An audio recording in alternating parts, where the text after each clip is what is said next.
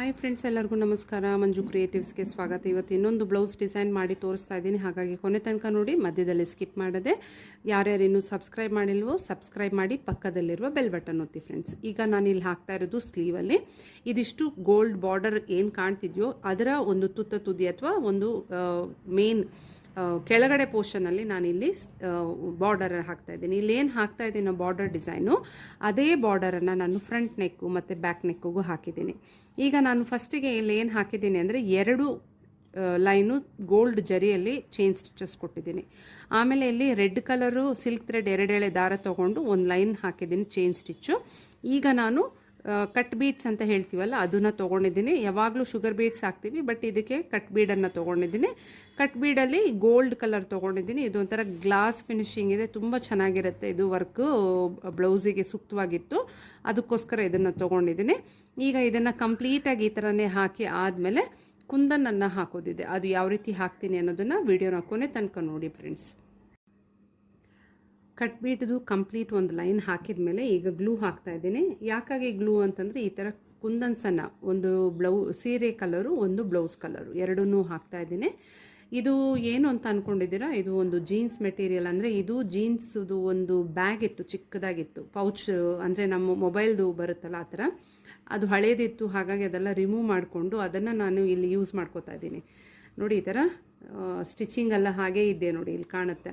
ಅದನ್ನು ತೆಗೆದುಬಿಟ್ಟು ಅದ್ರ ಮೇಲೆ ಈ ಥರ ಎಲ್ಲ ನಾವು ಏನೇ ಒಂದು ಮೆಟೀರಿಯಲ್ಸನ್ನು, ಆರಿ ಮೆಟೀರಿಯಲ್ಸ್ ಇದ್ರ ಮೇಲೆ ಇಟ್ಕೊಂಡು ಲೋಡಿಂಗ್ ಮಾಡ್ಕೊಳ್ಳೋದಾಗಲಿ ಅಥವಾ ಈ ಥರ ಕುಂದನ್ಸನ್ನು ತುಂಬ ಅಲ್ಲಿ ಇಲ್ಲಿ ಹರಡ್ಕೊಂಡು ಇಟ್ಕೊಂಡು ಬಟ್ಟೆಗೆ ಈ ಥರ ಚುಚ್ಚಿ ಎತ್ಕೊಳ್ಳೋವಾಗ ಏನಾಗುತ್ತೆ, ಹಾಳಾಗ್ಬಿಡುತ್ತೆ ಬ್ಲೌಸು.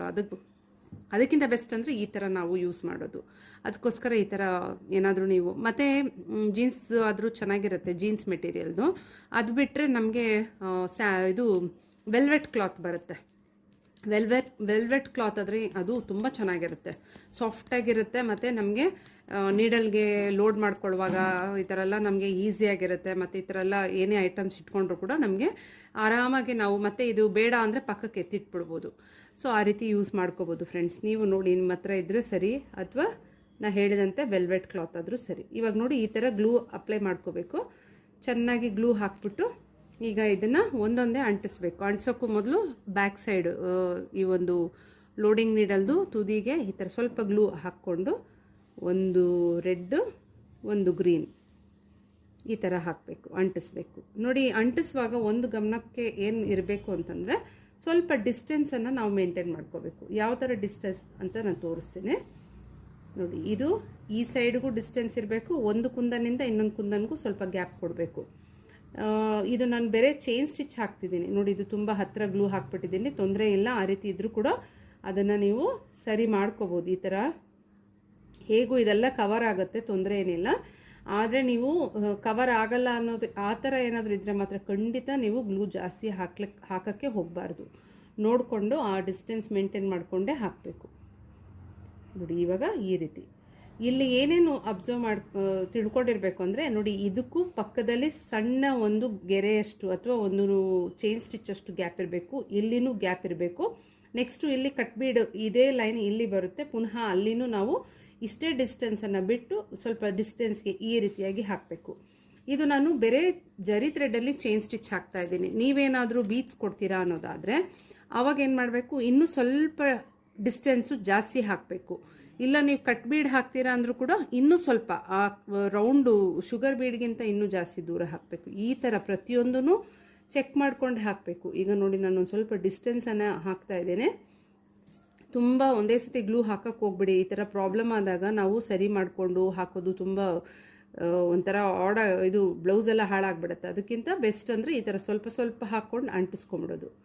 ಇಲ್ಲ ಮಾರ್ಕಿಂಗ್ ಮಾಡಿಕೊಂಡು ಹಾಕ್ಕೋಬೋದು, ಆದರೆ ಇದು ಹೇಗೂ ಇದೆಲ್ಲ ಕವರ್ ಆಗುತ್ತೆ. ಅದಕ್ಕೋಸ್ಕರ ನಾನು ಅದನ್ನು ಅಂಟಿಸ್ತಾ ಇದ್ದೀನಿ. ಹೀಗೆ ಈ ರೀತಿಯಾಗಿ ಕಂಪ್ಲೀಟ್ ಇದನ್ನು ಅಂಟಿಸಿ ಡ್ರೈ ಆಗಕ್ಕೆ ಬಿಡಬೇಕು. ಡ್ರೈ ಆಗೋ ಅಷ್ಟೊತ್ತಿಗೆ ನಾನೇನು ಮಾಡ್ತೀನಿ, ಇದು ಡ್ರೈ ಆಗ್ತಾ ಇದ್ದಂಗೆ ಈ ಒಂದು ಲೈನನ್ನು ಹಾಕಿ ಈ ಎಲ್ಲ 3 ಲೈನ್ಸು 4 ಲೈನ್ಸ್ ಏನಿದೆ ಅದೆಲ್ಲ ಇಲ್ಲಿ ಹಾಕ್ಬಿಡ್ತೀನಿ. ಕಂಪ್ಲೀಟ್ ಆದಮೇಲೆ ಇಲ್ಲಿ ಮಧ್ಯದ ಗ್ಯಾಪ್ಗೆಲ್ಲ ಏನು ವರ್ಕ್ ಮಾಡ್ತೀನಿ ಅಂತ ತೋರಿಸ್ತೀನಿ. ಆಗಲೇ ಹೇಳಿದಂತೆ ಇಲ್ಲಿ ನಾವು ಜರ್ದೋಸಿ ಆಗ್ಬೋದು ಅಥವಾ ಬೀಡ್ಸ್ ಆಗಲಿ ಏನಾದರೂ ಹಾಕ್ಬೋದು. ಆದರೆ ಇಲ್ಲಿ ನಾನು ಜರಿ ಥ್ರೆಡಲ್ಲೇ ಹಾಕ್ತಾ ಇದ್ದೇನೆ. ಬಿಕಾಸ್ ಇಲ್ಲಿ ಹೆಚ್ಚಿಗೇನು ನಾವು ವರ್ಕು ಬೇಕಾಗಿಲ್ಲ, ಇದಕ್ಕಿಷ್ಟೇ ಸಾಕಾಗುತ್ತೆ.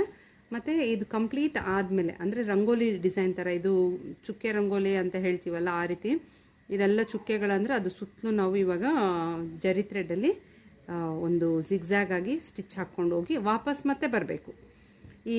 ಈ ಕಡೆಯಿಂದ ವಾಪಸ್ ಬರುವಾಗ ಮತ್ತೆ ಇನ್ನೊಂದು ಕಡೆಯಿಂದ ಹಾಕ್ಕೊಂಡು ಬಂದರೆ ಅದು ಕಂಪ್ಲೀಟ್ ಆಗುತ್ತೆ. ಈ ಥರನೇ ನಾವು ಈ ಒಂದು ಜರಿ ಥ್ರೆಡ್ಡಲ್ಲಿ ಗೋಲ್ಡ್ ಜರಿಯಲ್ಲಿ ಇದಕ್ಕೆ ಔಟ್ಲೈನ್ ಕೊಡಬೇಕು. ಈ ಥರ ಮುಗಿಸಿದ ಮೇಲೆ ನೆಕ್ಸ್ಟು ಒಂದು ಜರ್ಕನ್ ಸ್ಟೋನ್ ಬರುತ್ತಲ್ಲ ಅದರಲ್ಲಿ ಯಾವ ರೀತಿ ಇದಕ್ಕೆ ಡೆಕೋರೇಟ್ ಮಾಡೋದು ಅಂತ ತೋರಿಸ್ಕೊಡ್ತೀನಿ.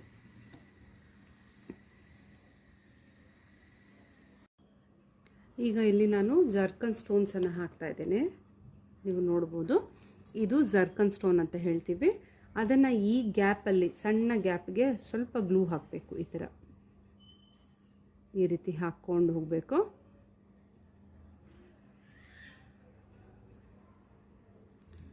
ನೋಡಿ ಈ ಒಂದು ಸ್ಟೋನ್ ಹೇಗಿರುತ್ತೆ ಈ ಜರ್ಕನ್ ಸ್ಟೋನ್ ಅಂತಂದರೆ, ಅದರ ನೋಡಿ ಇಲ್ಲಿ ಟಿಪ್ ಬಂದು ಈ ಥರ ಚೂಪಾಗಿರುತ್ತೆ, ಕೋನ್ ಶೇಪ್ ಥರ ಇರುತ್ತೆ ಆಯ್ತಲ್ಲ. ಇದು ಬಂದು ಈ ಗ್ಲೂ ಒಳಗೆ ಹೋಗಿ ಕುತ್ಕೊಂಡ್ರೆ ಆಗ ನಮಗೆ ನೀಟಾಗಿ ಫಿಕ್ಸ್ ಆಗುತ್ತೆ. ಆ್ಯಕ್ಚುಲಿ ಇದಕ್ಕೆ ನಮಗೆ ರಿಂಗ್ ಬೀಟ್ಸ್ ಬರುತ್ತೆ, ಆದರೆ ಈಗ ನಾನು ರಿಂಗ್ ಬೀಟ್ಸ್ ಹಾಕ್ತಾ ಇಲ್ಲ, ಹಾಗೆ ಅದನ್ನು ಇದರಲ್ಲಿ ಕೂರಿಸ್ತಾ ಇದ್ದೀನಿ. ಅದಕ್ಕೇನು ಮಾಡಬೇಕು ಅಂದರೆ ಫಸ್ಟು ಈ ಥರ ಇಟ್ಕೊಂಡು ಹೋಗ್ಬಿಡ್ಬೇಕು. ಇನ್ನೇನು ಸೆಮಿ ಡ್ರೈ ಆಗುತ್ತೆ ಅನ್ನುವಾಗ ಪ್ರೆಸ್ ಮಾಡಬೇಕಾಗತ್ತೆ. ಆವಾಗಲೇ ಅದು ನೀಟಾಗಿ ಆ ಒಂದು ಗ್ಲೂ ಒಳಗೆ ಪ್ರೆಸ್ ಆಗಿ ನೀಟಾಗಿ ಕುತ್ಕೊಳ್ಳುತ್ತೆ. ಇವಾಗ ನೋಡಿ, ಇವಾಗ ಇದನ್ನು ಹಾಕಿದ್ದೀವ, ಈಗ ಬಿಟ್ಬಿಡಬೇಕು. ಮತ್ತು ಸ್ವಲ್ಪ ಹೆಚ್ಚಿಗೆ ಗ್ಲೂ ಇದ್ದರೂ ಪರವಾಗಿಲ್ಲ ಇದಕ್ಕೆ ಮಾತ್ರ, ಯಾಕಂತಂದರೆ ಅದು ಚೆನ್ನಾಗಿ ಗ್ಲೂ ಅಲ್ಲಿ ಹಿಡ್ಕೊಂಡು ಅಲ್ಲೇ ಕೂರುತ್ತೆ.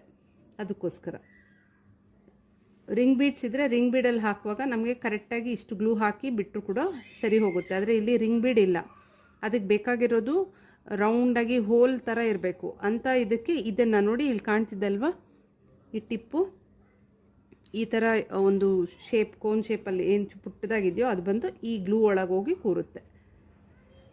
ಈ ಥರ ಫುಲ್ ಎಂಟೈರ್ ಇದಕ್ಕೆ ನಾನು ಇದೇ ಥರ ಅಂಟಿಸ್ಬಿಡ್ತೀನಿ.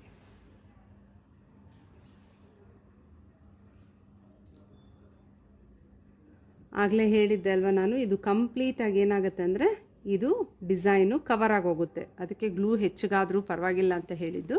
ನೋಡಿ ಈ ರೀತಿಯಾಗಿ ಹಾಕುವಾಗ ತುಂಬ ಚೆನ್ನಾಗಿ ಕಾಣುತ್ತೆ. ತುಂಬ ಶೈನಿಂಗ್ ಹೊಡಿತಾ ಇದೆ ಅಲ್ವಾ, ನೋಡಿ ಈ ಥರ ಕಾಣುತ್ತೆ ಅದು. ಓಕೆ, ಇದು ಕಂಪ್ಲೀಟ್ ಮಾಡಿಕೊಂಡು ಇನ್ನೇನು ಇದು ಸೆಮಿ ಡ್ರೈ ಆಗ್ತಿದೆ ಅಂತ ಅನ್ನುವಾಗ ಪುನಃ ನಾವೇನು ಮಾಡಬೇಕು, ಈ ನೀಡಲ್ ಟಿಪ್ಪು ಅದೇ ಬ್ಯಾಕ್ ಸೈಡಿಂದ ಎಲ್ಲ ಒಂದೊಂದು ಸ್ಟೋನನ್ನು ಪ್ರೆಸ್ ಮಾಡಿ ಒಳಗೆ ತಳ್ಳಬೇಕು. ಆವಾಗ ನೀಟಾಗಿ ಗ್ಲೂ ಇನ್ನೇನು ಒಣಗಿ ಇನ್ನೇನು ಫಿನಿಶಿಂಗ್ ಸ್ಟೇಜಲ್ಲಿ ಇದ್ದಾಗ ಆ ಥರ ಮಾಡೋದ್ರಿಂದ ನೀಟಾಗಿ ಫಿಕ್ಸ್ ಆಗುತ್ತೆ. ಅದು ಕಂಪಲ್ಸರಿ ಅದನ್ನು ಮಾಡ್ಕೊಳ್ಳಿ. ಇದು ಯೂಸ್ಫುಲ್ ಟಿಪ್ ಅಂತಲೇ ಹೇಳ್ಬೋದು. ಇದು ಕಂಪ್ಲೀಟ್ ಮಾಡ್ಕೋತಾನೆ. ಬಾರ್ಡರ್ ಕಂಪ್ಲೀಟ್ ಆಯಿತು. ಬುಟ್ಟ ಪರ್ಪಸ್ ಆಗಿ ನಾನು ಒಂದು ಕುಂದನ್ ಅಂಟಿಸ್ಬಿಟ್ಟು ತಿಲ್ಕದ ಶೇಪದು ಅದಕ್ಕೆ ಥ್ರೆಡ್ಡಲ್ಲಿ ಔಟ್ಲೈನ್ ಕೊಟ್ಟಿದ್ದೇನೆ. ಸಿಂಪಲ್ಲಾಗಿ ಈಸಿಯಾಗಿ ಮಾಡುವಂಥದ್ದು. ಈ ಬಾರ್ಡರ್ ಡಿಸೈನು ಯುನೀಕ್ ಆಗಿದೆ ಅಲ್ವಾ, ಖಂಡಿತ ನೀವು ಟ್ರೈ ಮಾಡಿ. ಯಾವಾಗಲೂ ಸ್ಟೋನ್ಲೆಸ್ ಹಾಕೋಗ್ಬೋದು, ಈ ರೀತಿಯನ್ನು ಮಾಡ್ಬೋದು. ಬುಟ್ಟಾಸಾಗಿ ಪುಟ್ಟದಾಗಿ ಹಾಕಿದ್ದೀನಿ. ಮಧ್ಯದಲ್ಲಿ ಗೋಲ್ಡ್ ಜರಿ ಮತ್ತು ಔಟ್ಲೈನ್ ಬಂದು ಸಿಲ್ಕ್ ಥ್ರೆಡ್ಡಿಂದ ಕೊಟ್ಟಿದ್ದೀನಿ. ಈ ಒಂದು ಬ್ಲೌಸ್ ಡಿಸೈನ್ ಹೇಗಿತ್ತು ಕಮೆಂಟಲ್ಲಿ ಹೇಳಿ. ಹಾಗೆ ಲೈಕ್ ಮಾಡೋದು ಮರಿಬೇಡಿ. ಸಬ್ಸ್ಕ್ರೈಬ್ ಮಾಡದೇ ಇರೋರು ದಯವಿಟ್ಟು ಸಬ್ಸ್ಕ್ರೈಬ್ ಮಾಡಿ. ಮತ್ತೊಂದು ವಿಡಿಯೋದೊಂದಿಗೆ ಭೇಟಿ ಆಗ್ತೀನಿ. ಅಲ್ಲಿವರೆಗೂ ಎಲ್ಲರಿಗೂ ಒಳ್ಳೆಯದಾಗಲಿ. Bye friends.